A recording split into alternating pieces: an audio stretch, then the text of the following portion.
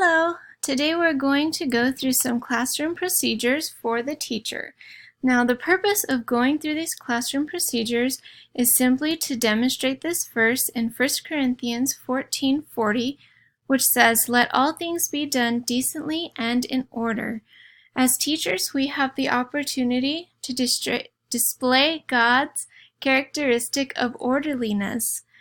We have the chance to show these students that things can be done well and be done right and be done the way they should be done, to show excellence for our Lord and Savior.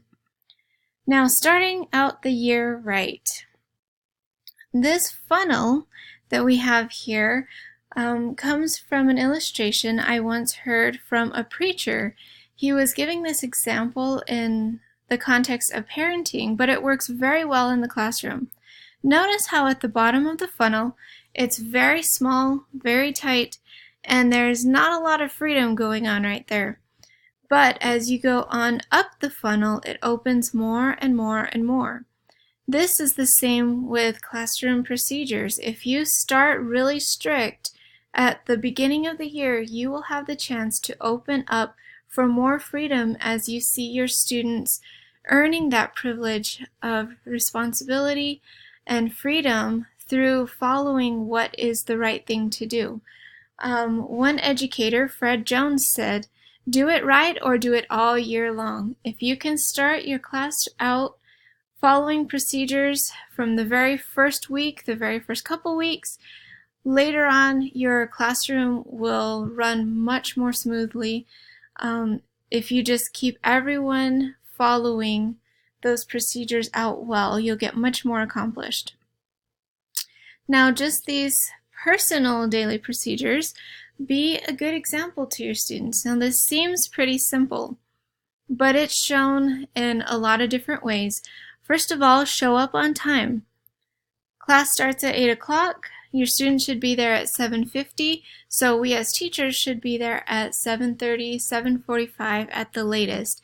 If we are ready for school, if we're showing that we're excited to be there, the students are much more likely to show the same enthusiasm. Also, bring your lunch and any personal items or equipment that you might need. In the past, we've had a little bit of an issue with this, some teachers having to have someone else cover for them for something they forgot at home, or just, something that they had to go without. Try to get things ready ahead of time. For me personally, I have found that if I get my PE clothes ready the night before and get them there by the door and have my lunch in the refrigerator, I can just grab it when I get my coffee in the morning. Things go much more smoothly when you're prepared. And finally, just spend some time with the Lord. It really shows if you're praying, if you're reading your Bible, if you are willing to just spend some time on your own personal relationship, it will reflect to your students. They will see that your relationship with God is much more than just something that you talk about, but it actually will show through in your life. And they will learn from that and hopefully emulate that. Also, stay focused on the goal.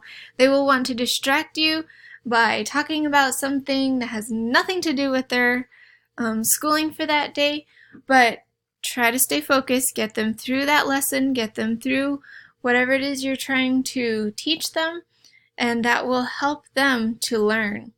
Also, they'll get sidetracked by that fly buzzing around, by that person who closed the door too loudly, by that jacket that falls off the chair. Try to get them focused. Keep them back on track if they start to get sidetracked. Also, they will see if you don't really care about what you're teaching. It's easy to feel like 2 times 2 and what is a noun, and writing that cursive J is getting monotonous and it's getting boring for you, but don't let it be that way. If you're excited about it, they will be much more likely to be excited about it too. Also, when in doubt, ask. Much of the time we'll follow the procedures manual and that's where it will end, but sometimes if you're unsure, there's some things that may not work in our school, some things that we may not use. Ask a supervisor. Brother Dominic and myself have been in the school for many, many years. We have a lot of insight, and any other supervisor who is available as well, we're just here to help you. That is what our purpose is, to help you, to help the students, and always follow the school policy. When in doubt, follow that policy or ask a question. For morning routines, take attendance. First of all, of course, mark any tardies or absences. It's easy to forget if you don't do it first thing in the morning. Also, if there's a fire drill or some other type of emergency, we need to have that attendance taken right away so that we'll have that list in hand. As soon as the students get to school, have them take out their homework and any communication slips, detention slips, or homework slips, or anything else that have been sent home the day before. And then their lunches should be placed in the warm-up or refrigerator bin first thing in the morning as well. This just streamlines the whole lunchtime process. While they're in opening exercises, take that time, check their homework, log it in their Goal Check Report book. Each student has a Goal Check Report card for the quarter. Put their homework that's incomplete or complete in that book, and we can just keep track of it that way. Also, this is an opportunity for you to do some quick spot check scoring. I know you don't have a lot of time, but this is a good time to try to get through that. Inform Brother Dominic of any students who are not present so he can make some follow-up phone calls if they have not sent a note home the day before. As soon as they get back in from opening exercises, they should immediately set their daily goals. This is important so that they know what they need to accomplish for that day. Each student is a little bit different, so this needs to be done first thing. Have them score any paces that they have taken home for homework the day before. Also, their corrections should be done immediately so they don't fall behind on that. That is the number one reason students fall behind. Their scoring and corrections are not done right away. Also, on their goal cards, you'll see if they have a test or if they have a self-test for that day. Those should be done first thing in the morning because they tend to not do as well if they hold it off till later in the day. For their breaks and their lunch, they will have a morning break, a lunch break, and an afternoon break, and they'll be dismissed based on the privilege level that they have earned. You see, E-privilege is a lot longer than the others, so that needs to be clear to the students how long their break is going to be, and that will all be explained to them on student orientation day as well. Students will be dismissed 2 minutes before lunch to wash their hands and get in line. A 5-minute reminder bell will go off, at which time they should be getting their drink of water, getting to their seats, and of course the end of break bell will ring for both breaks and lunches. At dismissal, 5 to 10 minutes, depending on your class, you can be the judge. They will need to be dismissed to gather their belongings, clean up their personal areas, their desks, and do any classroom jobs that they'll have listed on their classroom wall. Please be sure that they take any homework paces or communication slips that need to be signed by parents. This is very important. Just keep that communication open with the parents and keep them informed. Students should be ushered to the pickup area to be signed out. They tend to want to linger in the classroom or want to wander around if you do not take them directly, so make sure that's done right away. And quickly, the daily schedule. Tuesdays, staff meeting, 7:30. Be on time. We have only about 25 minutes for this meeting, so every moment is precious. School starts at 8 a.m. For the reading program, goes until noon every day. For the Lower Learning Center and Upper Learning Center students, it goes until 3:30.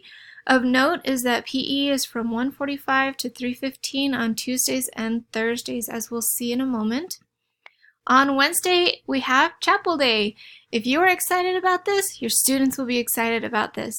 It's a wonderful opportunity for some singing as a school, to hear our pastor, missionaries, visiting preachers, of course our principal, other male teachers. So get them excited about chapel. Also, Wednesday afternoons, there will be choir groups after lunch, and the music teacher will organize that for 30 minutes for each student, so they won't have more than 30 minutes out of class time. And then on Thursday, of course, we mentioned before PE, 1:45 to 3:15 in the afternoon, and regular class time for the rest. Fridays, we start at 8 a.m. We have hot lunch, which will be for 45 minutes on Fridays, because it takes a little bit longer on that day. And then after lunch, they will have extracurricular classes, but those times will vary. And then they will need to be dismissed about 10 to 15 minutes so they can close and store their desks and kind of get those classrooms tidy for Sunday. You know, we have our Sunday school classes to get cleaned up for and organized and get ready for.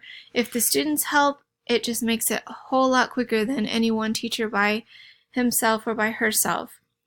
Finally, be the teacher who is kind anyway, who shares anyway, tries anyway, prays and gives and loves anyway. You'll have some school days that are a dream. Everything goes according to plan and everything is just what you imagined it should be. But those days honestly don't come very often. There are some days that are difficult, some days that you will be struggling, but be the teacher that loves anyway. We have an opportunity to share Jesus' love with these children.